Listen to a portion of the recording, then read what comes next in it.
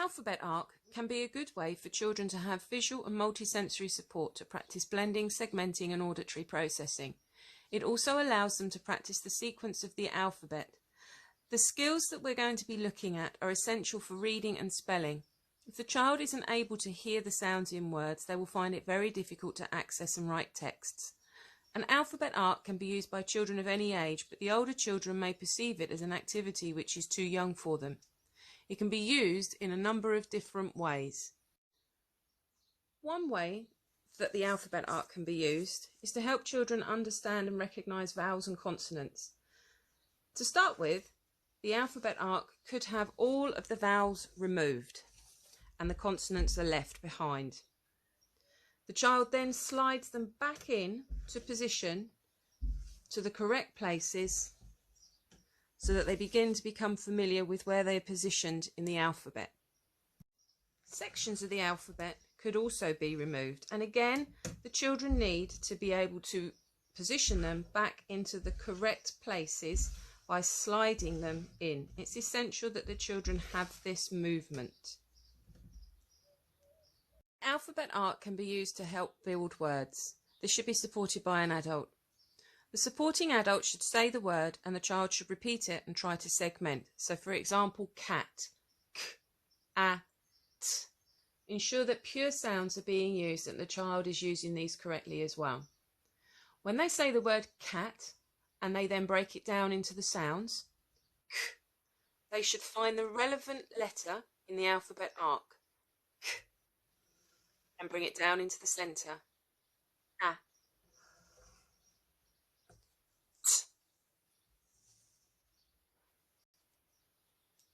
Each time a word is built, encourage the children to point to the letters, say each sound and then blend them together.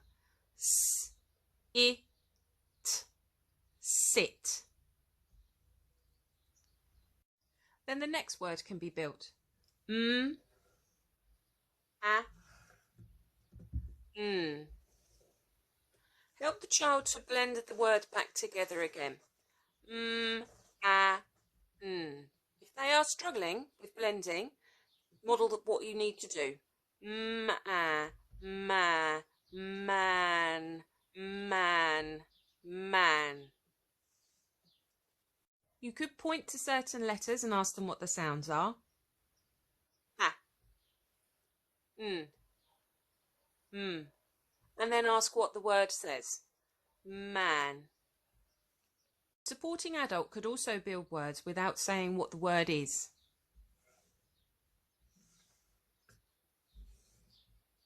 Point to each letter and ask for the sound. L, I, p. Ask the child to blend the sounds together to make the word. Lip. Again, model it if they're struggling with blending. Li, lip, lip. It may be that the children are finding it hard to hear the sounds within words, and so making a quick phoneme grid like the one below would be useful. It doesn't need to be anything fancy, just a quick chart drawn on a piece of paper showing how many sounds are expected in the word. Then when the children build the word, they can bring the sounds into each box. For example, top, t, o,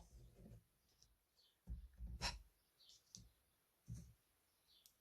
You can also work on auditory processing skills by manipulating sounds in, out and around words. So if we start with the word man, a, n, what do I need to do to change it to map? At this point, many children will want to try and start putting all of the letters back, but you need to make them listen very carefully to the sounds that they have and the sound that is being changed. Man. I want you to change it to map. A, n, a, p. They then put the n back and bring down the p. Map can then be changed to gap. A, p, g.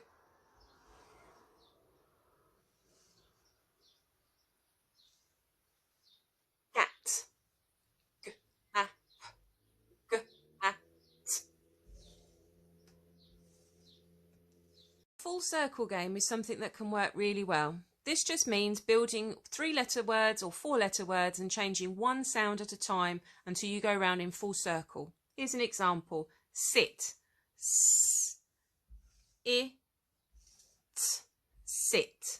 Change sit to sip. Sip. Sip. Change sip to sap. S-a. Change sap to cap. K. Change cap to cat. Cat. Change cat to cut. K-up. Change cut to butt. B. Change butt to bet. B-e. Change bet to bed. Bed. Change bed to bid. Change bid to sid. Change sid to sit. And as you can see, we've gone full circle and gone from sit back to sit. Alphabet art can also be used to build 4-sound words, CVCC or CCVC words, consonant, consonant, vowel, consonant. For example, clap, k, l, a, p, clap. This can then be changed to clop. What sound changes? Clap, clop.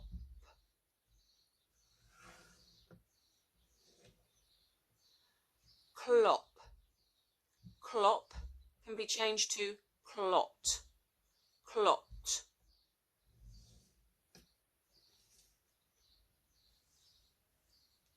Sometimes when building 4-sound words, children may miss out what we call an adjacent consonant sound. So for example, clap. They may say clap, but only bring in a k, a, and a p. Draw their attention to the empty box at the end, saying that there must be a sound that's missing. Say the word again, clap, clap. See if they can identify that something is missing here and move the letters along, leaving this box empty. Clap, clap. Model clearly to them, clap. Hopefully they'll bring down an L. This will also work when adjacent consonant sounds are at the end of a word. So for example, damp.